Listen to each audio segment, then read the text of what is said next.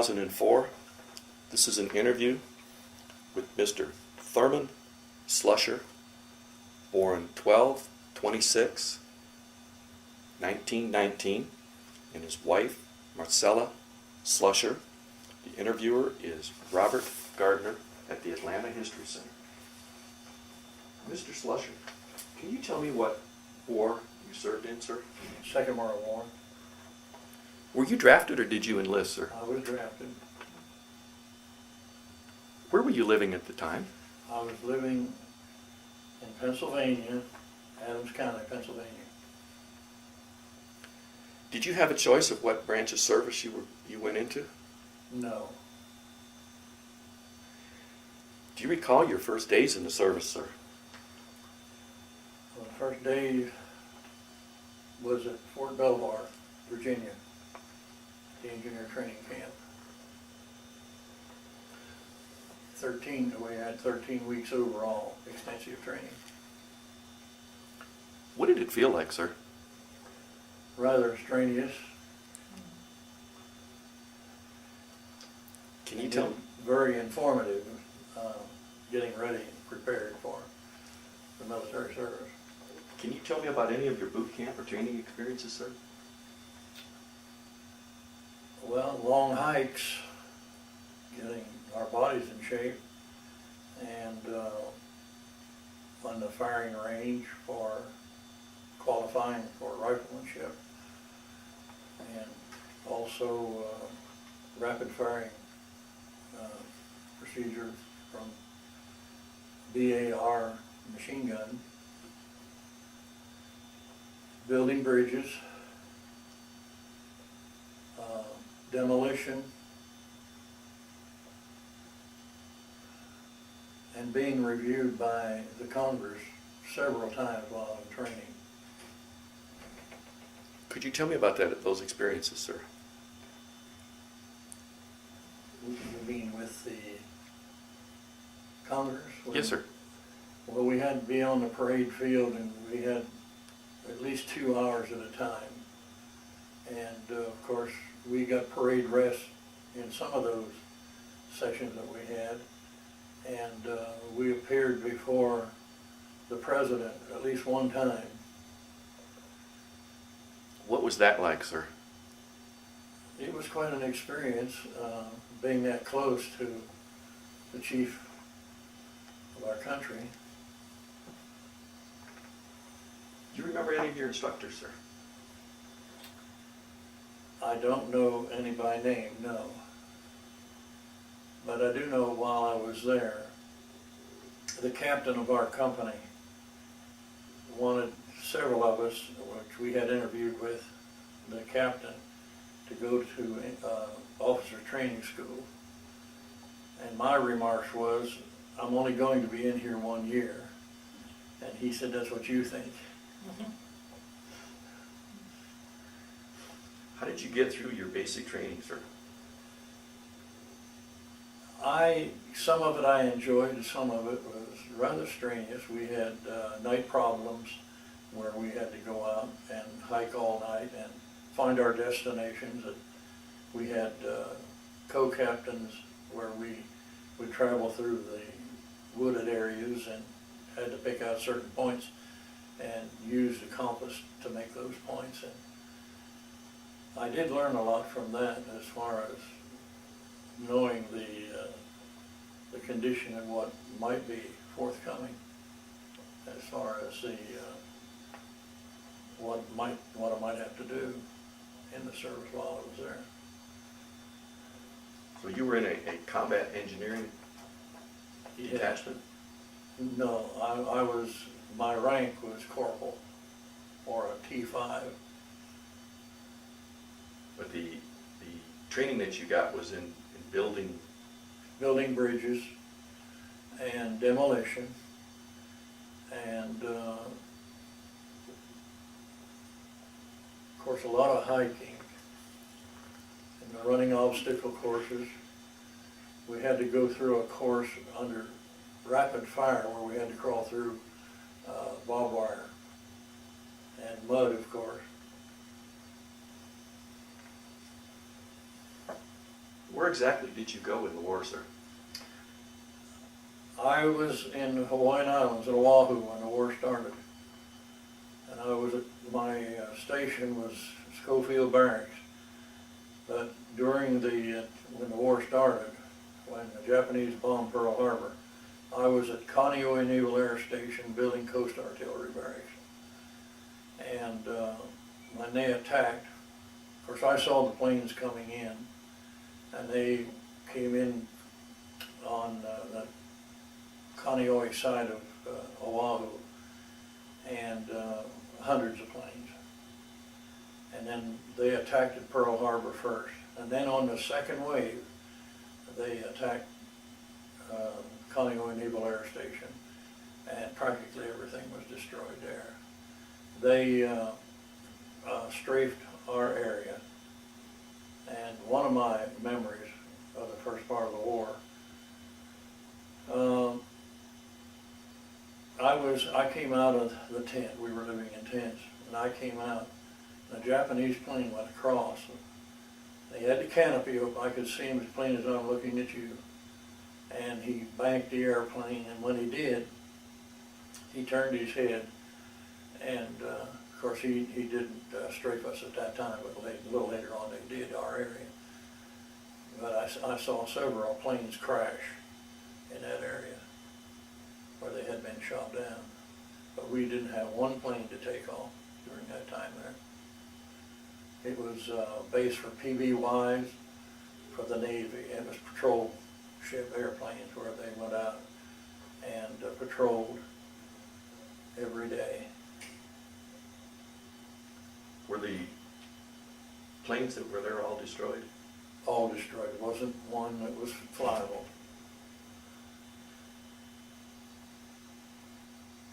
Did you see combat, sir? Yes.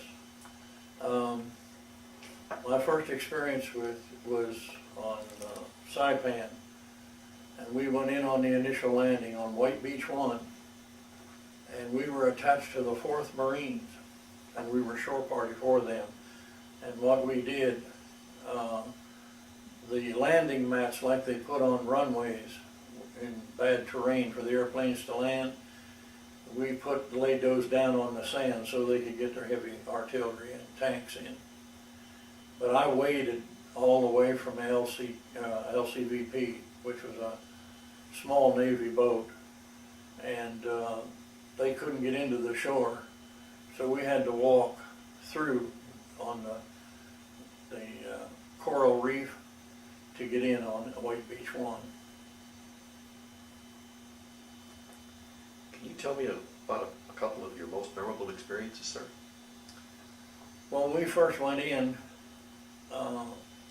we wasn't under heavy fire, but there were several bodies floating on the water, and they had what they called an alligator where they were taking supplies in, and a shell had hit one of those, and it was turned over, and of course all of them were killed in that particular time, at that time.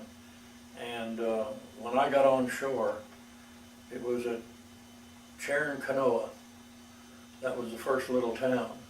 And I have pictures of it too, a big sugar mill there that was used for an observation post. There was a big smokestack there, and they were using that for an observation post to tell what our activities were on the beach while we were coming in. And then my first night there was a crematorium. Not unknowing to us, it was getting dark, and they told us to dig foxholes, and of course that we did to shelter us a little bit that night. The Navy was shelling all night, trying to break the resistance of the Japanese so we could get a good foothold to get into the first airfield. And it was the second day of the day, and captured that, of course. But I'll never forget, when I got up the next morning, where I had dug my foxhole, there was a 5-inch shell that had not exploded right at the very head of where I made my foxhole. Of course, naturally, I didn't stay there too long. But then we moved on, and in 3 days, started to go towards Garapan. That was the capital of Saipan. And Tanapeg Harbor. As soon as they secured it, we started to haul supplies because that was the most likable place, and a place that was, they could get in for supplies, for food and ammunition and whatever was needed at that particular time. And then we moved from off of Tanapeg Harbor. We went on up in the mountain and built our base up there. And of course we brought in, helped to bring in supplies. And I was in headquarters at that particular time. And of course we built bomb bunkers, runways, and roads on Saipan. So that after they had captured the airfield, of course, we really did that with other engineers. We built runways and bomb bunkers for the airplanes and for the munitions that they were going to use. Was there any enemy fire while you were building these facilities? Oh yes, we had several air raids during the time, and we lost some men, and one particular real dear friend of mine was a boy by the name of Kenneth Glass.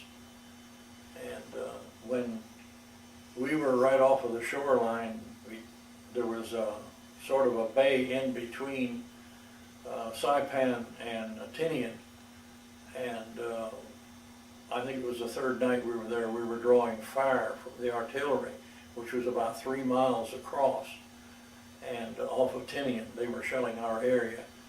And also the munitions dump where they stored the gasoline, ammunition, and they could see that we were concentrated there and building the airport. And they destroyed several planes that of ours that had landed there that night. But the Navy had patrols between Saipan and Tinian, and I don't know if I'd be here or not if it hadn't been for the Navy. They just took the fort out. There was like a cave, and we could see it the next morning. We looked through binoculars and we saw what took place. And it was a 5-inch gun of the Japanese that was shelling us. That was the night I lost some friends that night.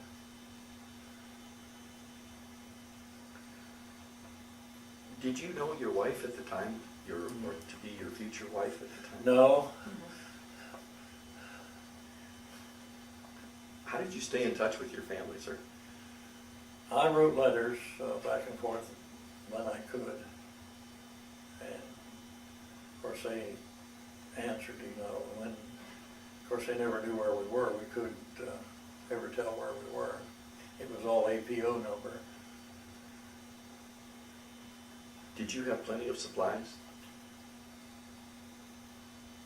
At one time, our food, we didn't have the supplies that we expected, I guess.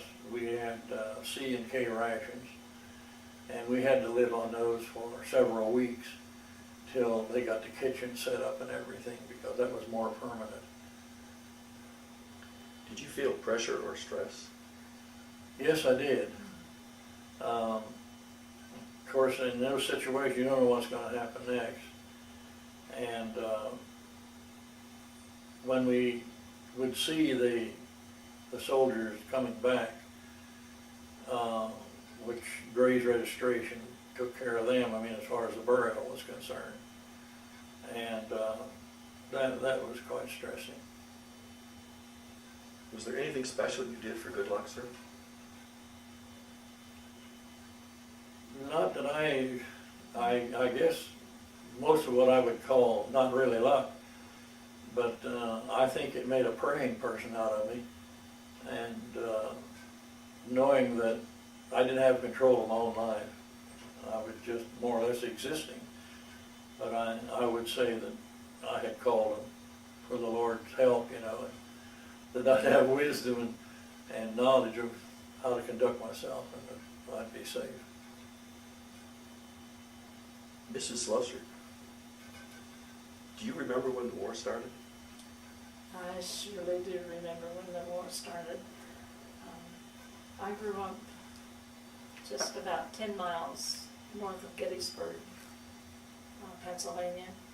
My dad's name was Robert Walter, and my mother's name was Tressie, and I have one sister, Betty. And I can well remember December 7th, it was my mother's birthday. And when we heard, excuse me, when we heard about the bombing of Pearl Harbor, I'd always been a frightened child. I was about 14, I think I was 14 then. And I just was sure that surely planes were going to come over and bomb us, you know. I was really upset, but I remember it like it was yesterday. Were you involved in any of the activities in supporting the troops or anything during the war? Well, I was in that I worked one summer being out of high school for the summer. And it's interesting how I got to the place. It was at Littlestown, Pennsylvania. But as I tell you how I got there in the mornings, you understand it was quite a distance from where I lived.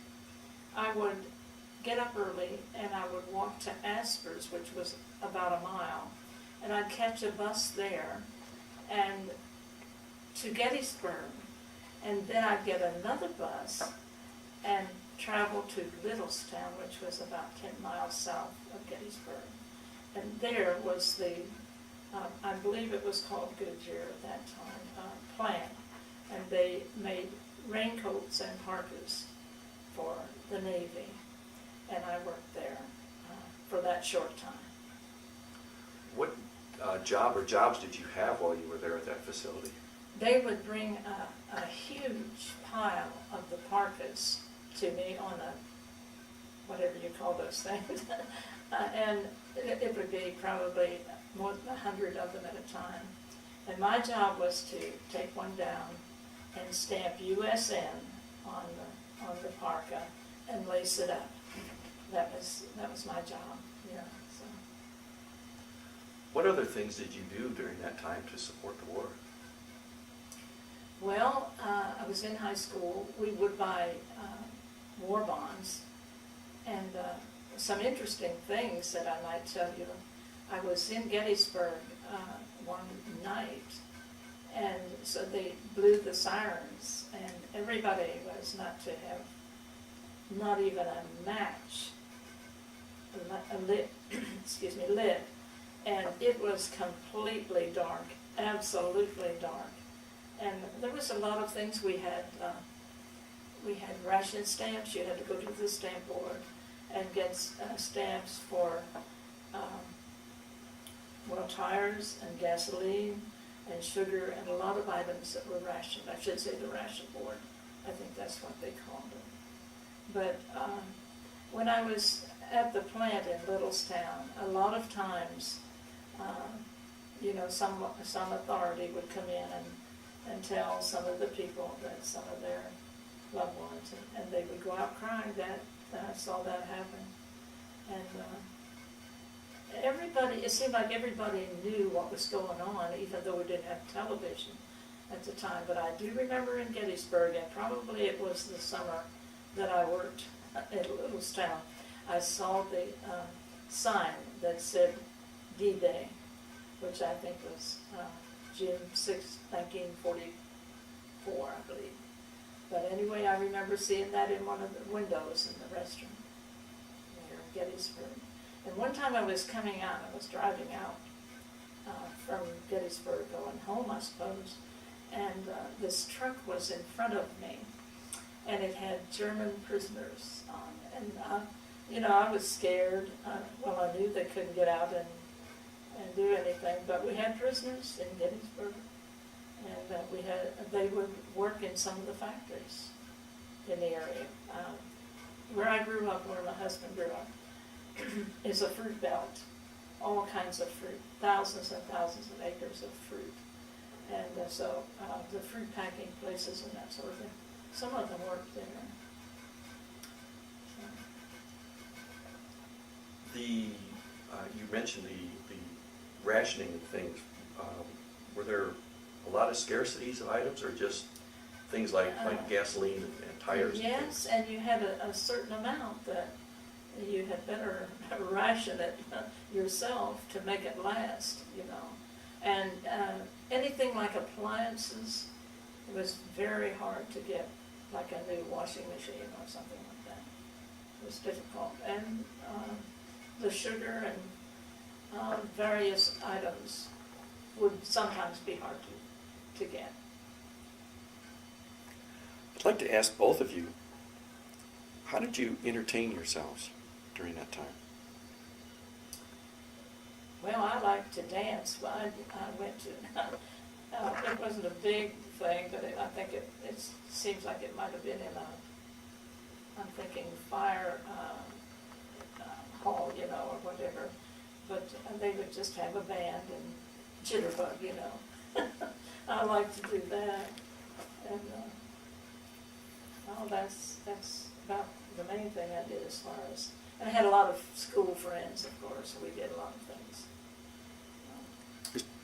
Well, being on the islands, there wasn't hardly anything left. We did have some entertainment from USO, and I remember we had one show that was there on Saipan when I was there, and after the island was secured, we built a ball field where we could play baseball. But we were pretty well occupied with other things that we just didn't have time to really do much, have play work or anything like that, playing ball. Did you get any opportunity to go on any kind of leave, sir?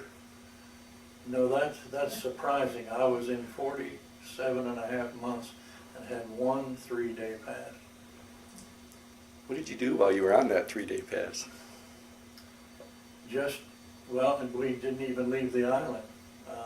It was just, we toured the island to see what the devastation was really, and from what had come forth from the bombings. And one of the things I remember on Saipan, the Japanese put up heavy resistance. It took 11 days to take the one hill. And what they did, talking about our Army and the Navy, they pulled a ship close with oil and fuel oil on it and pumped that into the crevices of the tunnels, and then went across with napalm bombs and burned them out. And another thing on Saipan, I remember what they called Suicide Rock. Rather than be captured, I'm talking about women and civilians that were on the island, not all of them, but the Japanese forced them over the wall with the children. And I saw there at the Suicide Rock bodies at least 6-7 feet deep where they had jumped off and committed suicide. Mrs. Slusser, what was travel like for you? Well, it was mainly just automobile, of course, and I did drive some, but you were very limited as to how much you could run around, so to speak, because of the gas rationing. You only had so much. Of course, as far as schooling, I rode on a bus, on the school bus, but I had to walk about a half mile to meet that bus too. Mr. Slusser, do you recall any particularly humorous or unusual events? Well, could I continue with in the Pacific where I had gone? Absolutely, sir. When I left Saipan, we went to Espiritu Santos in the New Hebrides, and we went there for to train other new troops that was coming in, not knowing where we would go or where they would go. And it just so happened there were 1,000 of our the division that I was in, and I was selected as one of the cadre to train because I had combat duty, and the reason why they selected us because we had an experience with that, and that's what we trained those troops there on Espiritu Santos, and we left there and went to Ulithia in the Philippines. We didn't get off of the ship, we stayed on, not knowing where we were going or anything. And then we headed towards the Aruca Islands, and Okinawa being one of those is where they invaded. Of course, they had taken other islands, Kumishima, Aishima, in that area. Not our outfit, but we went directly to Okinawa.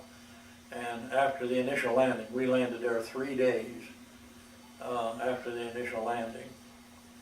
And I'll never forget one of the things I experienced and didn't know until I even got home. But the ships were, I mean, I couldn't even count them. But I remember one destroyer that was right alongside of us. It was listing. And when we went by, I saw it had a big hole in the side. And when I got home, I just happened to be talking one day, and a friend, he became a friend, and his name was Barney Ditzler, and I started talking to him about it. He said, you know, I was on that ship. And that was before I even got in the landing. But we had to crawl down off of the AP boat, which is the Army Personnel boat, on what they call a landing mat, and got into an LST. And they got us as close shore as we could, and then they put us on an LCVP. Didn't have to wade to shore there. They took us all the way into the shore. But the first place we went there was Esalita Airfield. And that's what it was named. And we prepared it for the 8th Air Force. And we got bombed many times. The planes were flying almost every night. And one of the things that I remember, the Kamikaze Corps, and it was distressing because there was a man in that plane, the Japanese was in that plane guiding it to where they wanted it to go. And one of the things I'll never forget, off of the shoreline, there was a cruiser sailing along, and one of those kamikazes flew right into the deck of that ship, and it knocked one of the turrets completely off of that ship. Of course, it was offshore, but we got shelled. I mean, we got strafed and bombed almost night after night. The Japanese would fly in, but after they had more or less secured the airport pretty good, then it started to get our planes in. Of course, then they would meet them before they got over the Okinawa. But one of the biggest battles there was the Naha surety line, and that was a big castle. And I didn't go down into any of the caves, but it was maybe 4 or 5 stories where that's where they stayed and stored the munitions and the supplies. And it was, I don't know exactly how many days it was before they got to take that. But another thing I remember, we went down to Naha, and that was the seaport, and there was hardly anything left. It was a pretty good sized town. And while I was there, General Buckner got killed. And then they called it Buckner Bay. They hadn't called it Buckner Bay then. And I was there when they had dropped the atomic bomb on Nagasaki. And that plane the plane that came in from Japan that they wanted to negotiate peace, if I'm not mistaken, it was Kumishima or neither Aishima, it was one or the other, that the Japanese came in to wanted to talk peace. And of course, after they dropped the second atomic bomb, that's when they started negotiating, really mean what they were going to do. And I left Okinawa in September, and I was on the ship 26 days, coming back to the States again. And I don't know of anything that was any more thrilling when we came into San Diego. The band was playing and everybody was just elated about what they were back home. But that was some of my experience. Do you have any photographs, sir? I do. This is yours. And this is mine while I was at Fort Belvoir. He wants you to hold it up, I think.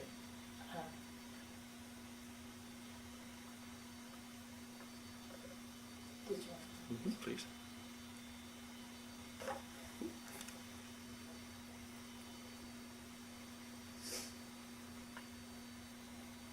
Oh, that's wonderful.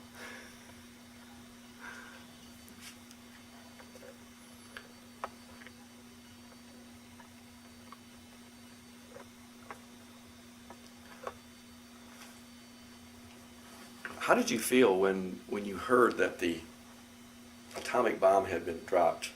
I'd like to ask both of you what you thought. Well, my thinking was, I know it was a terrible thing, not knowing how devastating that bomb was.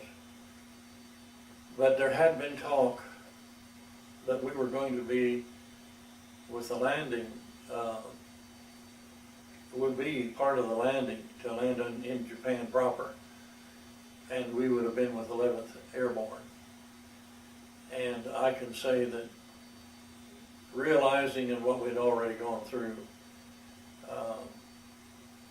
it was really a blessing to us, even though knowing it was very devastating, not knowing fully what it did take place. But I'm sure that everybody was glad that they did to stop the war. Mrs. Slusser? I suppose my attitude about it was that this is something that's beyond my imagination. That kind of power, it was, I realized it was very destructive, and however, I know that it was a means of the war ending. But I remember sometime later, I read an article in the paper, it was a supplement, and they quoted from the Bible, from the book of Revelation, where I believe at one place it says 1/3 of the, earth or the population burned up, and they referred to that, and I'd always been in church, but it was later on when I really came to a saving knowledge of the Lord Jesus. But I would think seriously about those things, a lot of things. Could I just say one more thing about my family? My mother and dad, they were certainly a part of the war effort, because my dad had a pickup truck, and he would collect scrap iron, and when he got a large amount of it, a large truck from, I think it was Coast Pittsburgh, would come and get that. But he would take, I believe, coils is where it was, copper, because copper was very, very valuable then, and even grease, I'm talking about kitchen grease, and sold that, and old batteries. And my mother and dad would spend hours and hours at the barn. He would collect rags, and that was used for something, I don't know what, but they would go through them so that there was nothing like belts or anything that was foreign. And but they did that all through the war, and so that was certainly a war effort. That had to be a special experience, that your family was doing everything possible that they could to assist the troops.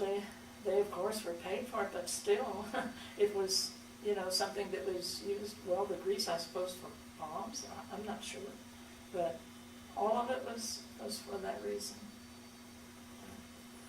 Mr. Slusser, do you recall the day your service ended and where you were? Yes. It was night when we got the word that the Japanese had surrendered. And I was real fearful, because I don't think there was one gun that wasn't fired that night, celebrating. The ships were firing anti-aircraft shells, and the sky almost lit up like daylight. I can remember, and we were living in tents at that particular time, and of course, we were living close to, or staying close to a place where they had radios and was communicating back and forth.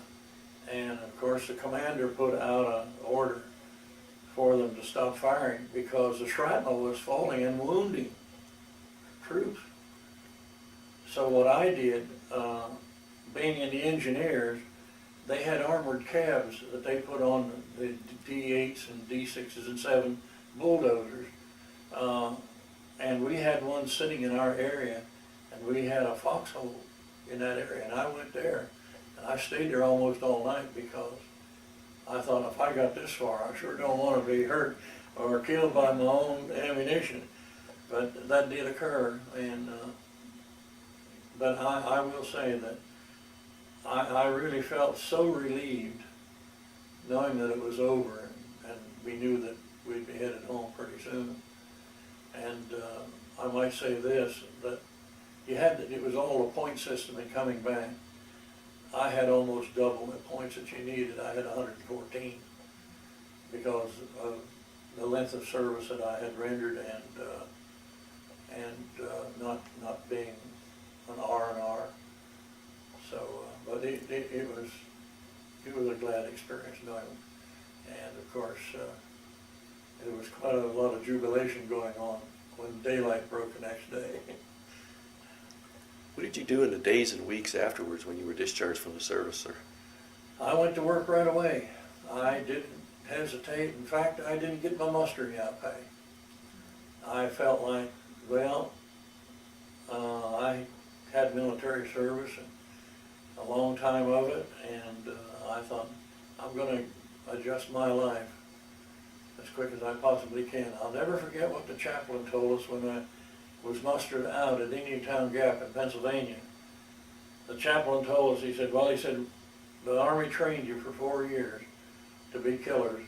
And he said, I'm going to be with you 15 minutes. He said, I'm supposed to transform you in 15 minutes. He said, it's going to be hard. But I can't say it really was. I went through some experiences that after being home, that sounds would sound exactly almost to me like shells, exploding or going over. They would make a sound, and those that you heard was the ones you didn't need to worry about. But I did have some, I guess you would call them sort of nightmares or reoccurrences that my mind would be attracted to. But I tried to be busy and adjust myself right away that I didn't want to think about it anymore. Mrs. Slusser, what did you do after the war ended? Where were you? I went to work as well. In fact, I guess I worked all my life in different, even starting way back picking strawberries in Pennsylvania, picking cherries at my grandma's house. Well, not at her house, but things that I could do, And so I have worked all my life. But the way I met my husband, Thurman, I worked at, as I told you, it was a fruit belt where we lived. And at this canning plant, I worked there. And it was called Adams Apple Products Corporation. The reason it was called Adams Apple was it was Adams County. And so and you think of your Adam's apple, I guess, on your body, but this was Adam's apple. And Thurman's brother worked there, and all the girls in the office liked him. He was a personable fellow, and we liked him. We talked with him. So he told us his brother was coming home from the service, and so that's how I met him. And we married the next year, so soon after. So that's how we met, and how we have 3 children. As far as having someone in the war, I should say, I had a brother-in-law who was in the East, in Germany, and he got to come home. was all right.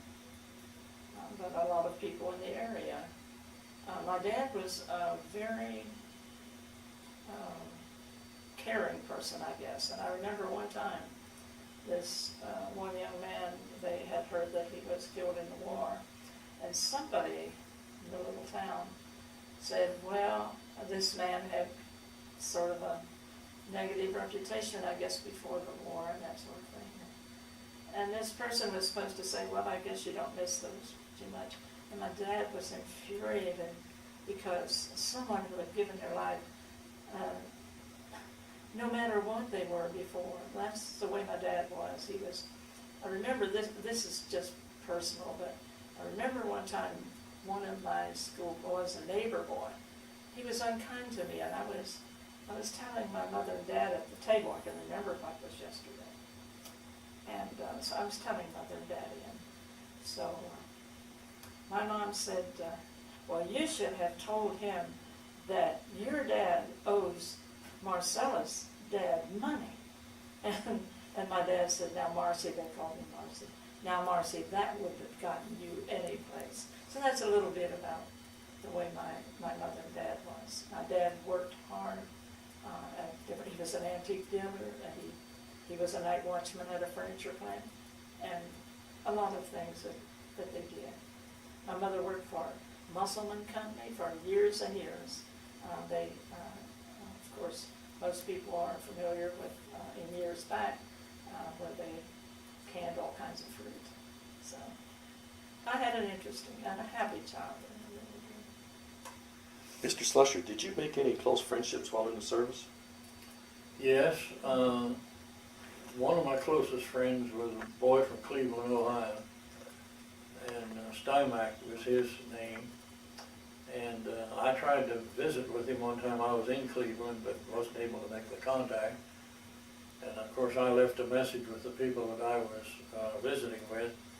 They're in Cleveland, and he got the word, and I had left that evening before he knew I was there. So, but he was a real close friend, and we buddied all the way. And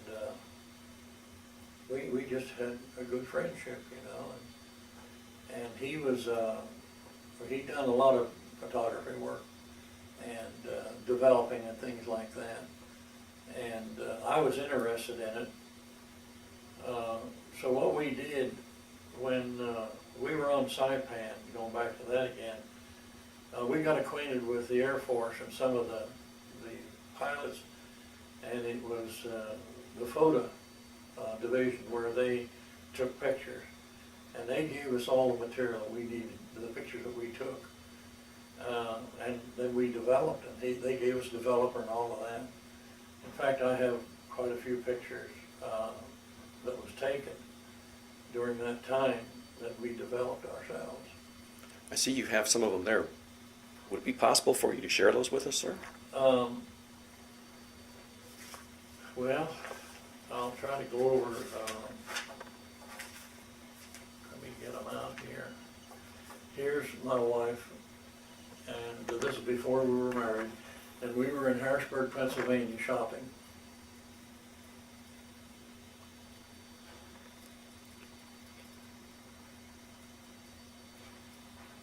Oh, that's a great picture. I like that. Okay, any others, sir? Some of these are rather small.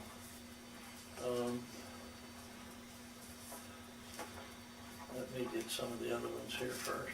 I'll give you these pictures if you want them.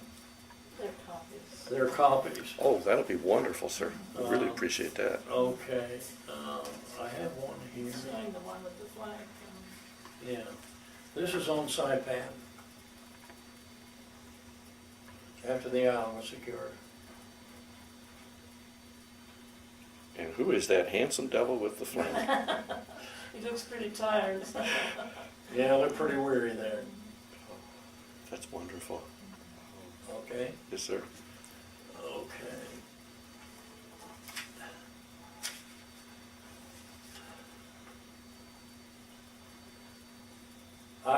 This is our barracks, the end of the barracks where I was. I'll explain the story to you first.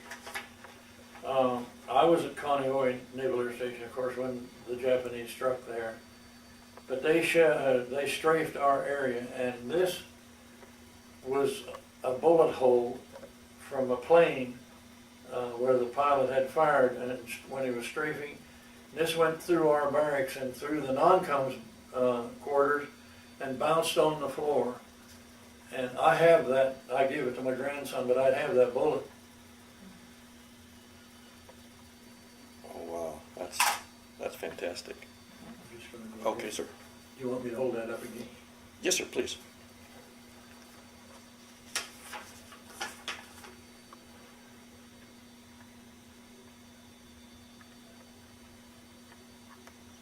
Okay, thank you. I'm going to give you these. I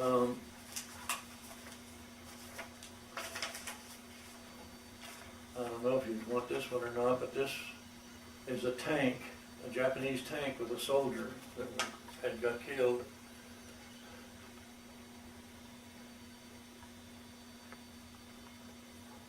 Okay.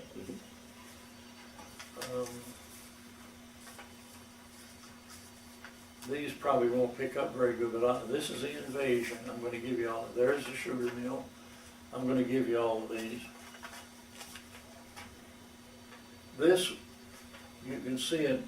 Maybe you can't pick it up very good, but anyway, this was what they called a bunker where there was heavy artillery up here, and you can see that it had been torn to pieces. But if you look down, you'll see where we came in on the landing down here on White Beach 1, and it still shows the sugar mill there. I don't know if you might be able to pick that up or not. Mm-hmm. That's great.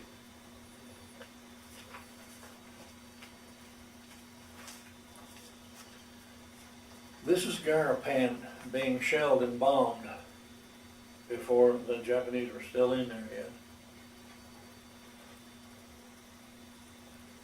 Okay?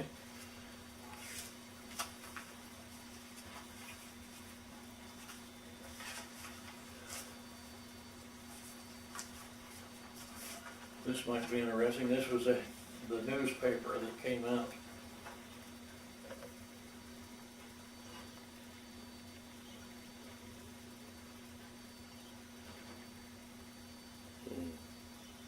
It's wonderful, thank you. Okay. Here's that crematorium I was talking about. And here was a Japanese plane that was shot down at Pearl Harbor. They pulled it out of the harbor. It had sunk in the water.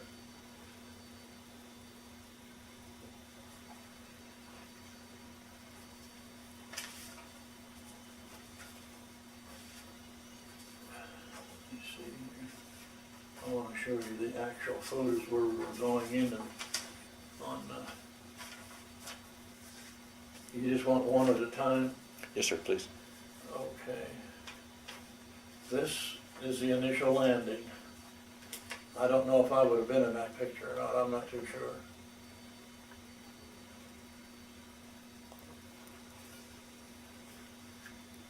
And this is another one on the beach, White Beach 1. Okay. I have the sugar mill here. I'll just give you those. And that was a railroad engine and that we used to haul munitions. I'll just give you that. In fact, I'll let you have all of these. I don't know of any others maybe you want to take now.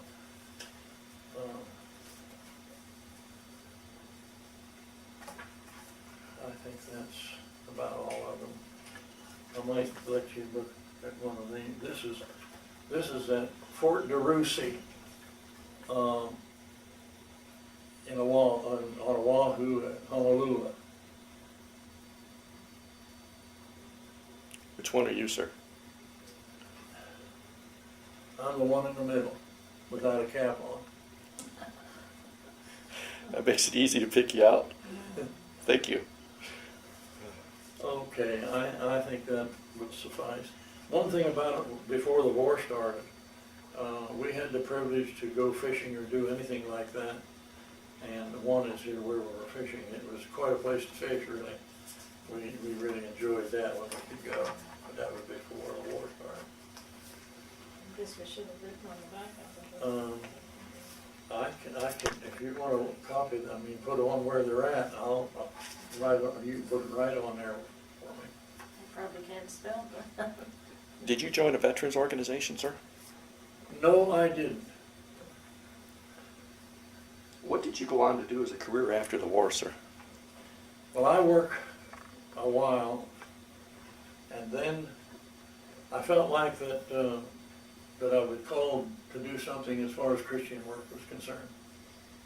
And this company that I had worked for, it was called Adams Apple, as she said, but they sold out to Duffy Mott. And I was night foreman there for about 2 years. And in the meantime, I felt like I was being called to some kind of ministry. And I had a conference with the pastor of the church in Biggerville, which is the United Brother Church. And he felt like, too, that there was something that I could do. But I didn't pursue anything right there at that particular time. But I left that job, and the fellow that I had worked with in Pennsylvania, Mr. Singer, he had trucks, and I worked with him. And he asked me, after he had left the establishment there at Duffy Mott, he went to work for Emory Midwest in Chicago. And we always had a good relationship, and he called me and asked me if I'd be interested in going to work for that company. And I said, well, I would consider it. Of course, I had to talk it over with my wife. And they asked me to go to New York first and be there as work in the terminal. And I said, well, I don't want to go to New York. And then he said, well, go to Pittsburgh. And what I was supposed to go there to do was inspect trucks. And then from there I went to Chicago, and I was out there a couple of weeks. And while I was there, he said, would you consider going to Atlanta, Georgia? They were going to open a new terminal here. And I said, well, I'll go home and talk to my wife. He said, well, go home and maybe you can get settled down in a week on what you want to do. So we talked it over, and of course, with the 3 children, it was quite a move. And we moved, in 1958, we moved to Atlanta, Georgia. And I worked for Tompkins Motor Line. And in that time, I met a minister here in Atlanta, and he said that he felt like that I should go to school or study for the ministry, which I did. I started right away. And I did my studies in 3.5 years. And I was ordained in '63. And I pastored a church from '63, and I'm still pastoring in the United Methodist Church now at Fayetteville. It's a little bit north of Fayetteville on 314, now United Methodist Church. Excuse me, could I just remind you, is that all right? Absolutely. All right. Would you tell him, that you learned to fly under Oh. the GI Bill? Yeah, I did. When you came home. I learned to fly, and which I hope to always. I was always interested in aviation, and I thought maybe that I could get a commercial airline job. And when there were so many flyers being mustered out, I thought, well, that would just be, I'd have to be extra good. So I did go all the way up to, I was ready to get my commercial pilot license. And of course I just gave it up. And, but that was another thing that I had fulfilled in my life, to learn to fly. And I enjoyed it very much. How did your service and experiences affect your life, sir? Well, I think I went from childhood to manhood real quick. Of course, I was only 20 and when I went into service, but I tried to make the most of it. I attended every school that I could probably attend while I was in the Army. And I even went up as far as what they call 6 echelon maintenance. And I went partly through Ranger training, which was very strenuous. And of course, before I got that finished, we were called to go to on the invasion of Saipan, and they froze everybody. They wouldn't let you transfer out at all because we had trained for a particular service. Is there anything that you'd like to add that we haven't covered in this interview, sir? Well, like I say, I think the service sort of made a man out of me and gave me something that I probably never had before. And I'm glad that I had the privilege to be in the Army and be of a service to protect my country. But when I went back home and reestablished my life from what I had left, I just seemed to fit right in. And it wasn't like the Vietnam War. We were more accepted when we came back than what the Vietnamese soldiers were, or the servicemen. But I tried to adjust myself, and just naturally a married life and 3 children, well, pretty well occupied. Mrs. Slusser, is there anything you'd like to add that we haven't covered in this interview? I would like to say that we had 3 children. We have a daughter, Carol, and a son, Leslie, and a son, Mark. Mark never married, and he and Thurman and I lived together in Stockbridge, Georgia. But I would like to say that Leslie, our son, served in Vietnam. And I guess I get all teary when I think of the fact that he came home safely, and I thank the Lord for him. And I had a great-grandfather who served in the Civil War. And my sister is 3 years older than I am, and while I don't covet any of her possessions, she has a certificate of, his name was Klepper, I believe his name was Jacob, as many times as I've seen it, but the last name was Klepper. And it lists, and it's very legible. It's written in longhand, of course, and it's very legible, and it lists all the times that he was wounded and the places where he's wounded, and has his children's name on the bottom, which my grandmother, Walter, Annie was her name. Her name is on the bottom, of course. And that's a valuable thing, and I just hope that, you know, it'll be preserved, and some history, historical whatever, will be able to have it. You know, so. Well, on behalf of the Library of Congress Veterans History Program, the Atlanta History Center, and my own personal thanks to you both for doing this interview with us. It has definitely been my pleasure. I really appreciate you taking the time to come here and do this for us. Thank you so much.